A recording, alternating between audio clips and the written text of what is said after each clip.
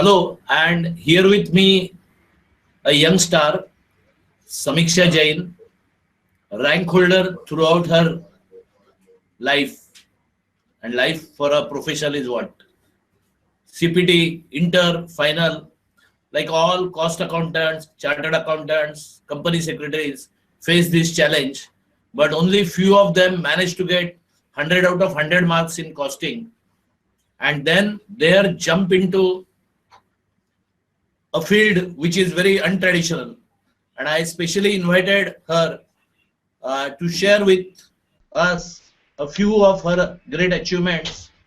She is going to discuss IFRS in relation with service tax. And we are also pleased to inform that the first gift for the session is now here for you. So we are formally inaugurating her book and ebook called Service Tax Decoded. So congratulations, Samiksha, for this book, and we announce the inauguration of this book. This book is free. I repeat, free, and it is ebook also available for download. www.servicetaxdecoded.com. I repeat the spelling of decoded, DECODED. You will see that in the presentation also. So this has been done in a very simple memory trick style, and one can imagine that how she gets so many marks, that the tricks which are shown in this service tax book as a simple way to follow similar success to her.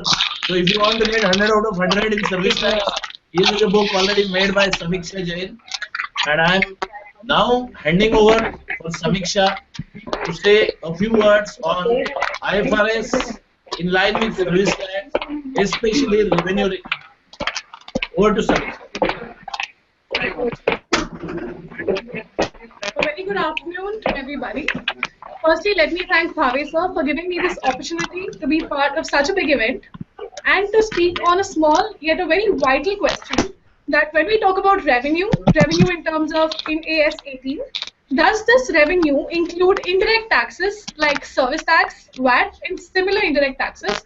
Now, you all must have faced situations where you have been charged service tax. Let's say you go to an AC restaurant, you're charged service tax for the services provided to you by the AC restaurant.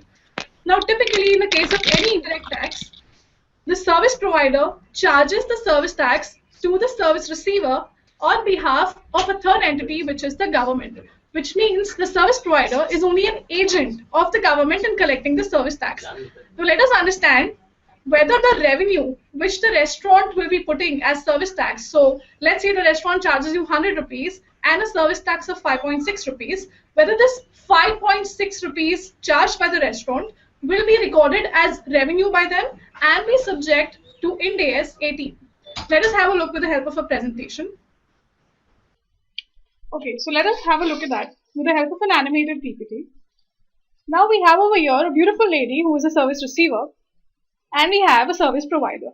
Now let us take a case where, let's say, the service provider is you. Maybe it's a chartered accountant, it's a cost accountant, it's a company secretary. You are providing, let's say, auditing services to this service receiver.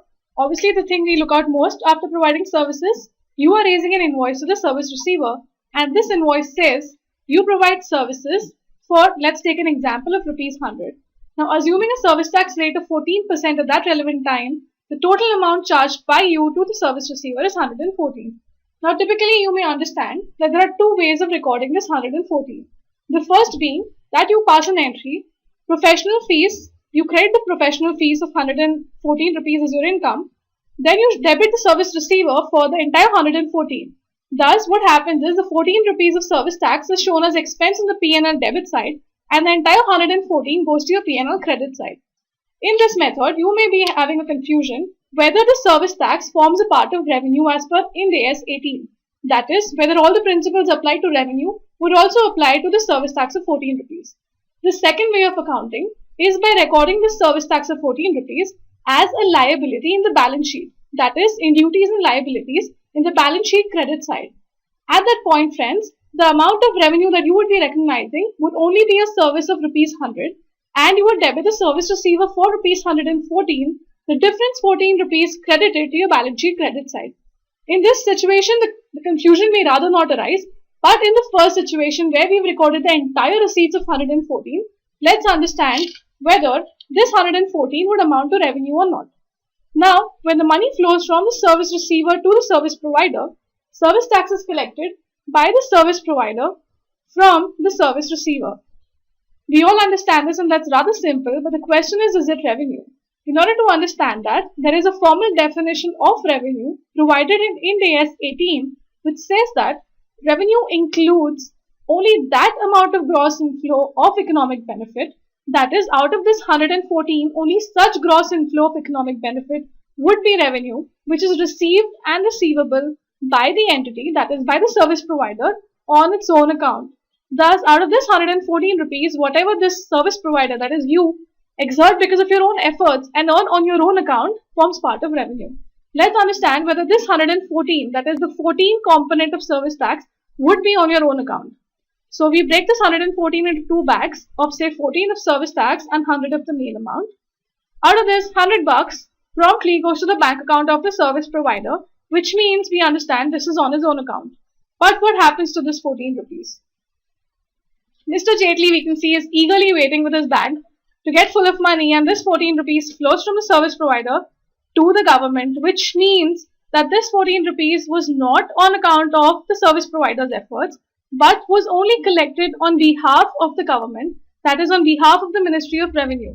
Thus, it's amply clear that in the definition, service tax would not fall in revenue, and thus we understand that the answer to our question, does revenue include service tax, is a no.